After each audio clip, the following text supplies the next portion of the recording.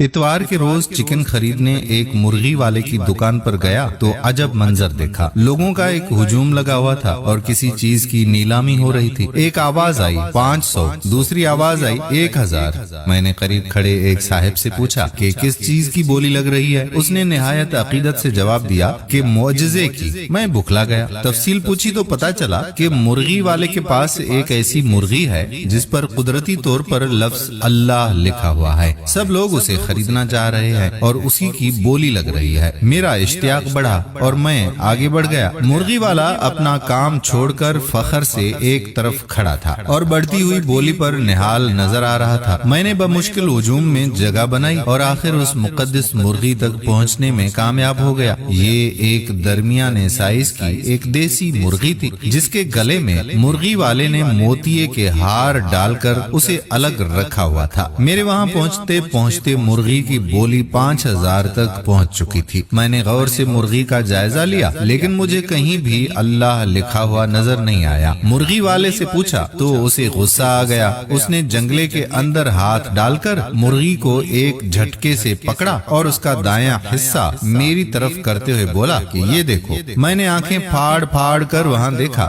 لیکن پھر بھی کچھ نظر نہیں آیا۔ میں سمجھ گیا کہ ایک گنہگار ہونے کے ناطے میں یہ روح پرور منظر دیکھنے سے محروم ہوں، لہذا آہ بھر کر پیچھے ہٹ گیا۔ بولی 8000 پر جا رہی تھی۔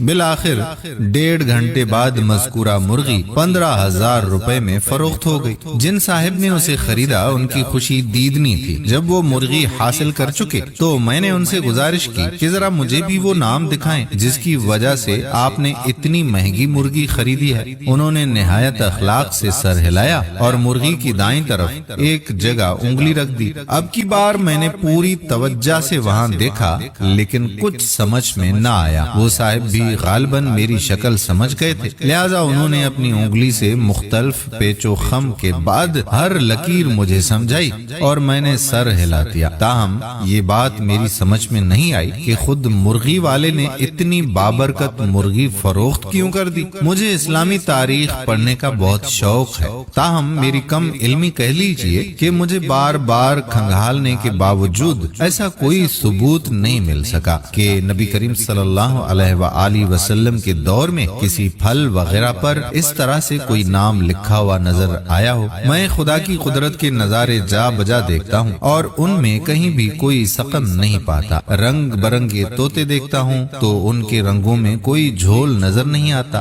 تتلی کے پروں کو دیکھتا ہوں تو ہر لائن قدرت کی صنائی کی غماز نظر آتی ہے۔ پہاڑوں سے جھرنوں تک اللہ تعالیٰ کی کاریگری دور ہی سے پہچانی جاتی ہے، لیکن پتہ نہیں جب کوئی مجھے کسی جانور، روٹی یا آسمان پر بادلوں کے جھمگھٹے میں اللہ یا اس کے رسول صلی اللہ علیہ وآلہ وسلم کا نام لکھا ہوا دکھاتا ہے تو مجھے اپنی ناقص عقل کی وجہ سے اسے پڑھنے اور پہچاننے میں دشواری پیش آتی ہے۔ میں مختلف مذاہب کے ماننے والوں کو انٹرنیٹ پر سرچ کرتا ہوں تو وہ بھی ایسی چیزیں دکھاتے نظر آتے ہیں جن میں ان کے دیوتاؤں کی تصاویر اور نام لکھے ہوتے ہیں۔ کچھ عرصہ قبل ایک ٹی وی چینل کے مارننگ شو میں ایک میاں بیوی کو بطور مہمان بلایا گیا۔ بیوی کی خاصیت یہ تھی کہ وہ جب بھی روٹی پکاتی تھی تو روٹی پر لفظ اللہ لکھا ہوا نظر آ جاتا تھا اور شوہر کا کہنا تھا کہ اس کی کمر پر کلمہ لکھا ہوا ہے۔ نیز خواب میں اسے حضور صلی اللہ علیہ وآلہ وسلم نے پھول، دودھ کا گلاس اور ایک جائے نماز عطا کی تھی جو جاگنے کے بعد بھی اس کے پاس ظاہری حالت میں موجود رہی۔ مارننگ شو میں نہ صرف یہ ساری چیزیں بھی دکھائی گئیں بلکہ خاتون میزبان نے عقیدت اور آنسوں بھری آنکھوں سے ان سب چیزوں کو بوسا بھی دیا۔ ٹھیک 2 ماہ کے بعد خبر آئی کہ میاں بیوی دونوں جعلساز تھے، دونوں پولیس کی حراست میں ہیں اور دونوں نے اپنا فراڈ قبول کر لیا ہے۔ بیوی روٹی پکاتے ہوئے کچی روٹی پر اپنے بائیں ہاتھ کی 5 انگلیاں زور سے ثبت کرتی ہے جس کی وجہ سے روٹی کا وہ حصہ دب جاتا ہے اور پکنے کے بعد جب روٹی کو سیدھا کیا جاتا جاتا ہے تو چھوٹی انگلی سے انگوٹھے تک کا جو نشان بنتا ہے، چونکہ وہ اللہ سے مشابہہ ہوتا ہے، لہذا لوگ ششدر رہ جاتے ہیں۔ شوہر صاحب کی چالاکی یہ تھی کہ انہوں نے بازار سے ایک جائے نماز خریدی، دودھ کا ایک گلاس لیا اور کچھ پھول خرید کر انہیں 2 دن تک مسلسل عطر میں ڈبوئے رکھا، اور اسی دوران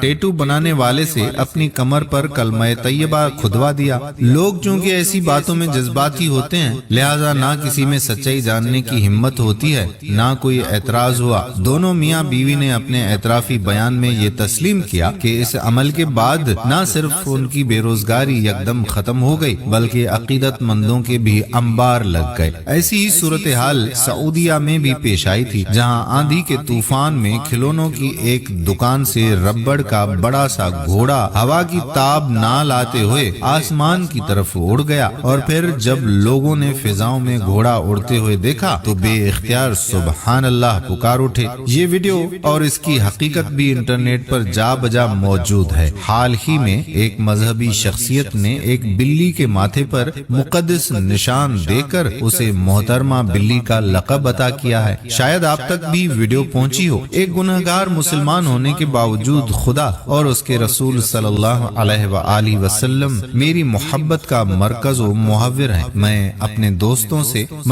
دوستوں سے اپنی رہنمائی کے لیے پوچھنا یہ چاہتا ہوں کہ کیا جانوروں، پھلوں اور دیگر چیزوں پر بمشکل پڑھے جانے والے ان ناموں کو خدا اور اس کے رسول صلی اللہ علیہ وآلہ وسلم سے منسوب کر کے معجزے کا نام دینا مناسب ہے؟ بادلوں کے ٹکڑے اپنی پوزیشن تبدیل کرتے رہتے ہیں اور یوں کبھی کبھار حروف کی شکل بھی اختیار کر لیتے ہیں۔ کیا اس ترتیب کو مظہر نور خدا سمجھا جائے؟ اور جب ایسی چیزیں غیر مسلم بھی پیش کریں تو انہیں کیا جواب دیا جائے؟ نیز بعض اوقات ظاہر ہونے والی یہ اشکال کسی غیر مہذب روپ میں بھی نظر آتی ہیں، انہیں کیا کہا جائے اور کس سے منسوب کیا جائے؟ کیا اللہ تعالیٰ نے قرآن میں ایسا کوئی ذکر کیا ہے؟ کیا جس جانور پر ایسے کوئی حروف بنے ہوئے ہوں اس کے بارے میں کوئی حکم موجود ہے؟ کیا ایسی چیزیں باعث برکت ہوتی ہیں؟ کیا خدا کو ماننے کے لیے ان چیزوں پر یقین لانا چاہیے؟ کیا ایسی چیزیں دیکھنے سے ثواب بھی ملتا ہے؟ خدا کے ہونے کا ثبوت قرآن ہے یا یہ چیزیں؟